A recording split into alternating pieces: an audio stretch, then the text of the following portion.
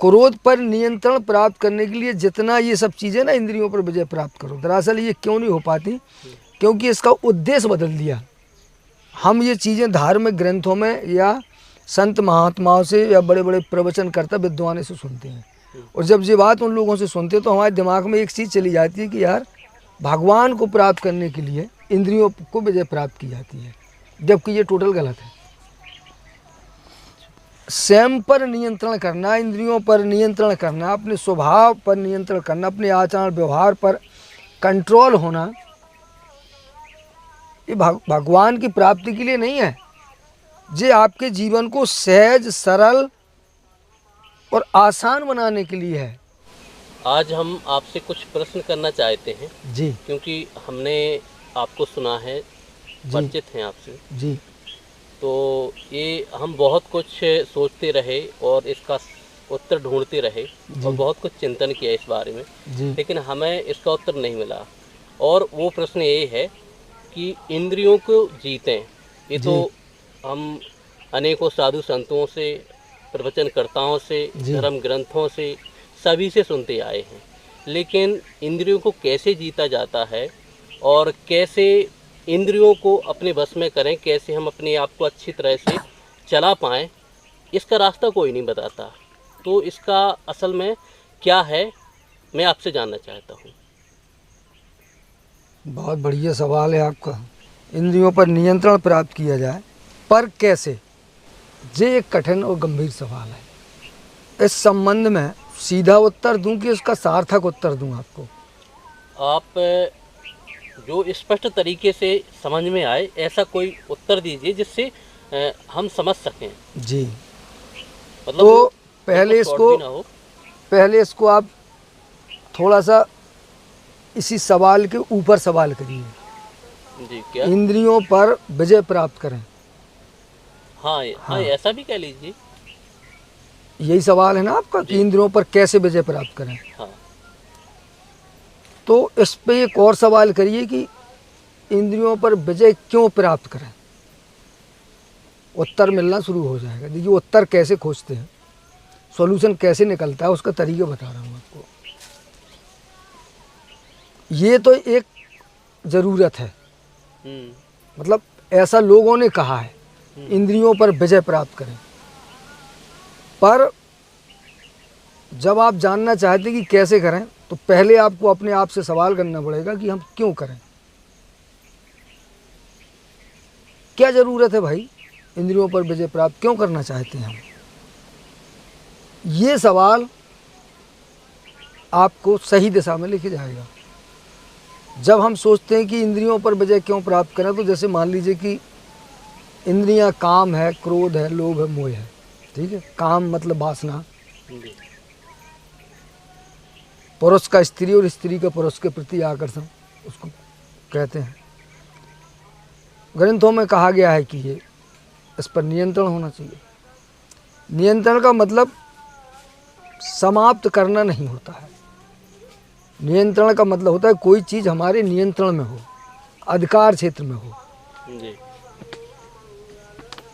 कोई काम स्वाभाविक अपने आप ना हो, हम जब जितना चाहें, जैसा चाहें उसको करें। क्रोध भी ऐसे ही होता है कि हम अगर इसकी हमें आवश्यकता हो तो हम इसका इस्तेमाल करें, और ना हो तो ना करें। मतलब इसका इस बात से सिद्ध होता है कि क्या ये चीज़ें मनुष्य में स्वाभाविक रूप से अनियंत्रित होती हैं। नहीं, वो तो जैसे जब जो जिसकी ज़रूरत होती है, जैसे कभी कभी कोई किसी ने परेशान कर दिया हमें, तो स्वाभाविक है कि गुस्सा आ जाता है। जैसे अभी आपने कहा ना, स्वाभाविक है गुस्सा आ जाता है जी। तो यही बार बार सोचने की ज़रूरत है कि स्वाभाविक कैसे है। ये स्वाभाविक कैसे है? स्वाभाविक का मतलब होता है कि जैसे नेचुरल है, प्राकृतिक है गुस्सा आना, या किसी चीज़ के प्रति मोह होना, अहंकार आना, अहंकार ईगो आना, जैसे मैं श्रेष्ठ हूँ, या मेरे पास पैसा ज़्यादा है, या मैं बेहतर हूँ दूसरा कमज़ोर है। अगर मैं बेहतर हूँ तो दूसरा कमज़ोर दिखेगा, स्वाभाविक है ऐसा। तो ये चीज़ें जैसे कोई चीज़ क्या वास्तव में स्वाभाविक होती है, थोड़ा इस पर फिर सवाल करिए, उत्तर आपको आपसे ही मिलेगा। पहला, इसकी आवश्यकता क्यों है, हम क्यों नियंत्रण प्राप्त करना चाहते हैं। जब इसके मूल में जाएंगे तो आपको पता चलेगा। चलिए गुस्सा को लेते हैं, गुस्सा क्यों नहीं करना चाहिए। अगर एक दृष्टिकोण से आप देखेंगे तो अगर जैसे एक फौजी गुस्सा नहीं करेगा तो वो युद्ध कैसे लड़ेगा। तो यहाँ गुस्से की आवश्यकता महसूस होती है। एक व्यक्ति जिसको कोई अनावश्यक रूप से मार रहा हो, उसकी जान जा रही हो, और बेचारा गुस्सा नहीं करेगा तो पिटते पिटते मर जाएगा वो, तो उसे गुस्सा करके अपना बचाव करना ही पड़ेगा जैसे ही। तो यहाँ अगर सोचेंगे तो आपको लगेगा कि इसकी तो आवश्यकता है, बिना गुस्से के काम नहीं चलेगा। फिर इसको नियंत्रण की कहाँ ज़रूरत है, वहाँ जहाँ ये अपने आप आता है, स्वभाव से। स्वभाव से मतलब आदत में, जैसे बात बात में गुस्सा आना, बेवजह गुस्सा आना, जैसे कमज़ोर आदमी चिड़चिड़ा हो जाता है, कई तरह की ऐसी चीज़ें हों। गुस्सा प्राकृतिक नहीं है,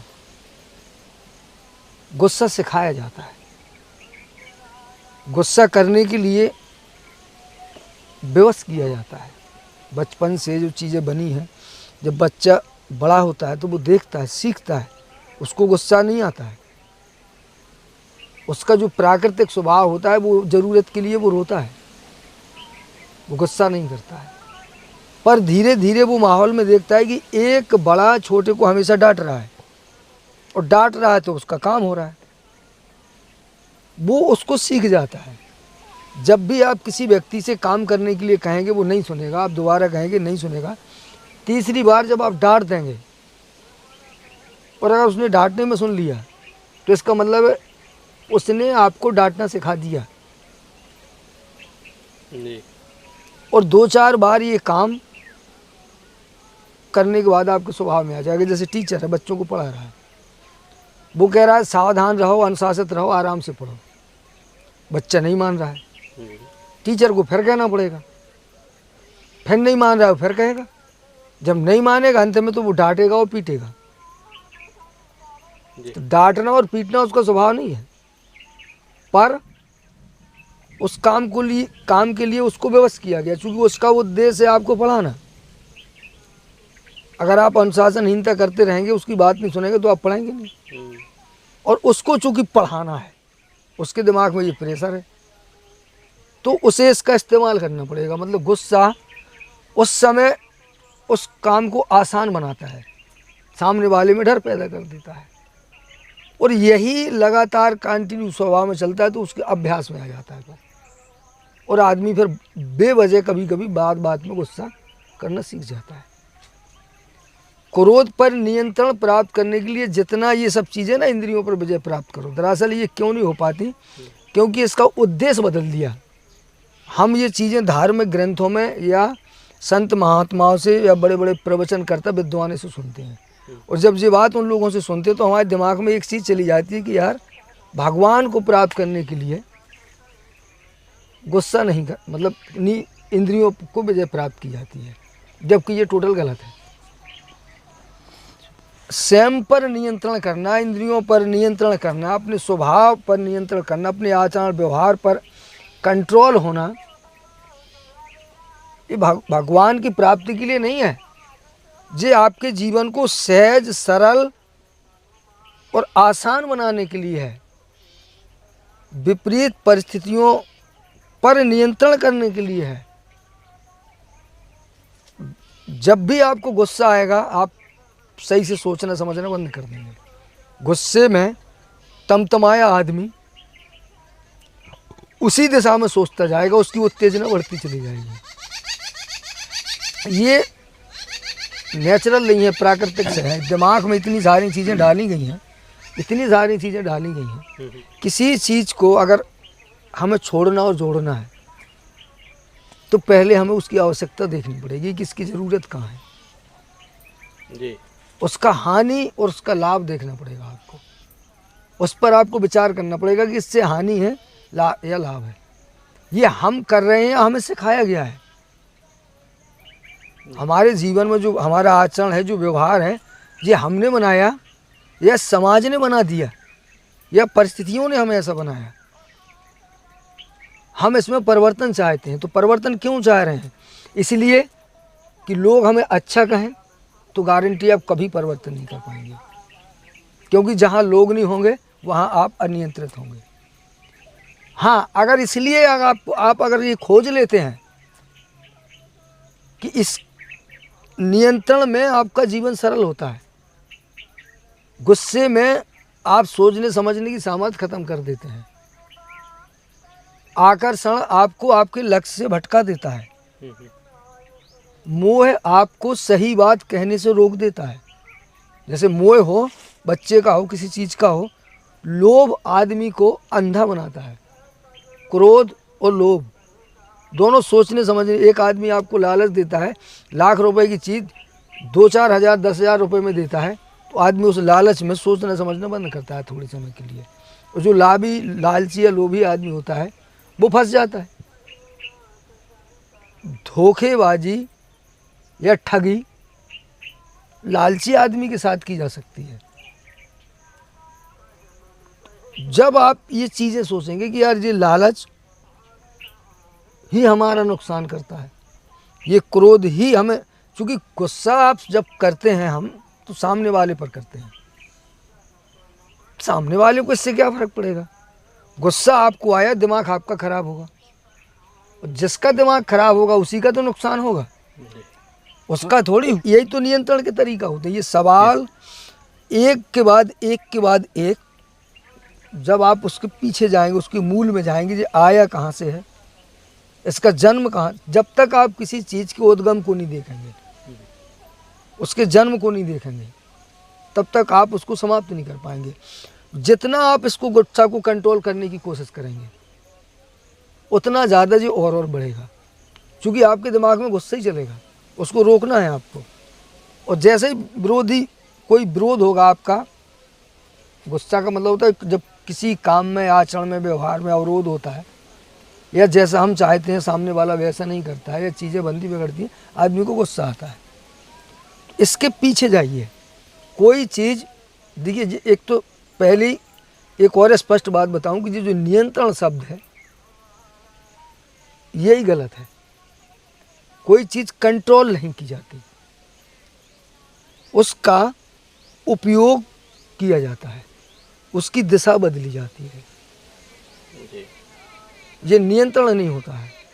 जैसे आपको गुस्सा करना नहीं छोड़ना है, कोई चीज़ छोड़नी नहीं है, बल्कि एक चीज़ जोड़नी है। गुस्सा करना नहीं छोड़ना है, मीठा बोलना जोड़ना है। हाँ। ध्यान ये नहीं करना है कि हम गुस्सा नहीं करेंगे, दिमाग यहाँ नहीं लगाना है, दिमाग यहाँ लगाना है यार बात नम्रता से करेंगे। हाँ, ये सही है आप कह रहे हैं। इससे सॉल्यूशन हो। आप समझिए, जी।